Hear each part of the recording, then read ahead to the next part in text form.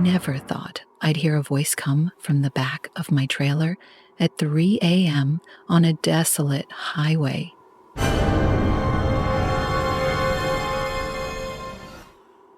Truck driving is lonely work, but it's the kind of solitude I'd come to enjoy after years of crisscrossing the country. That night, however, the silence was shattered by something I'll never forget.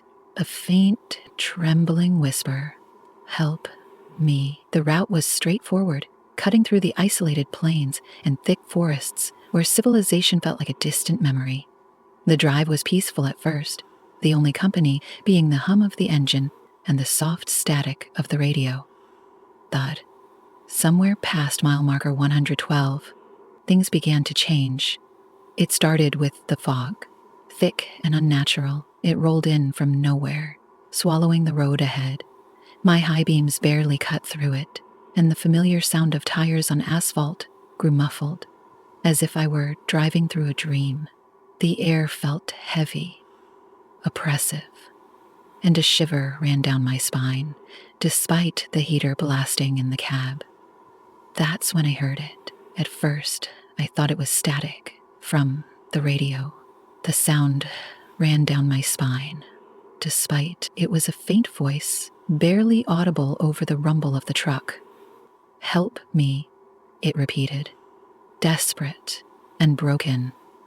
I slammed on the brakes, my heart racing. The truck groaned to a halt, the trailer swaying slightly behind me.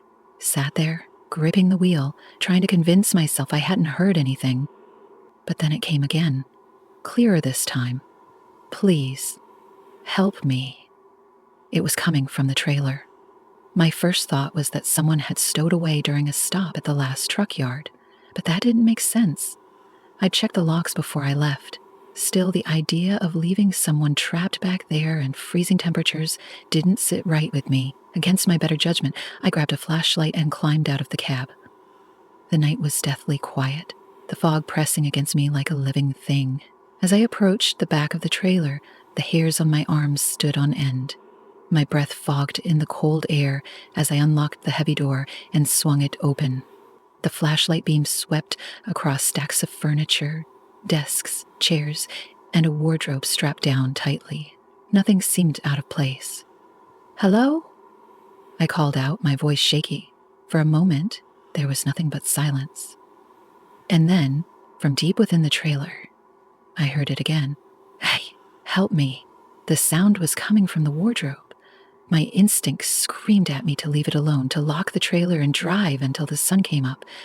But curiosity, or maybe guilt, got the better of me. I climbed into the trailer, the metal floor creaking under my boots, and approached the wardrobe. My flashlight flickered as I reached for the latch. With a deep breath, I pulled it open. The wardrobe was empty. I stepped back, confused and uneasy, when the trailer door slammed shut behind me. The darkness was suffocating, the flashlight barely holding up against the oppressive black. My pulse thundered in my ears as I scrambled back toward the door, but no matter how hard I pushed, it wouldn't budge. That's when I felt it, a cold breath against the back of my neck. I spun around, the flashlight beam shaking wildly. The furniture seemed to close in on me, shadows stretching and twisting in unnatural ways. And then I saw it. A figure crouched in the corner, its body contorted and wrong. Its eyes reflected the light like an animal's, and its mouth stretched into an impossibly wide grin. Help me, it mimicked, the words distorted and inhuman. I stumbled backward, my hand finding the latch just as the thing lunged at me. With a desperate shove, I threw myself out of the trailer and slammed the door shut.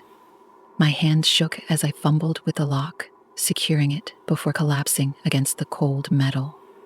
I don't remember getting back into the cab or driving away, but when I came to, the sun was rising and the fog had lifted. I pulled into a rest stop and called the company, telling them I couldn't finish the haul. They sent another driver to pick up the trailer, and I never heard what happened to it or what was inside. Weeks later, I saw a news report about a truck driver who had gone missing along the same stretch of highway. His truck was found abandoned, the trailer doors hanging open. They never found him. To this day, I can't drive at night without thinking about that voice, that face. I left the trucking business not long after, but the memories still haunt me.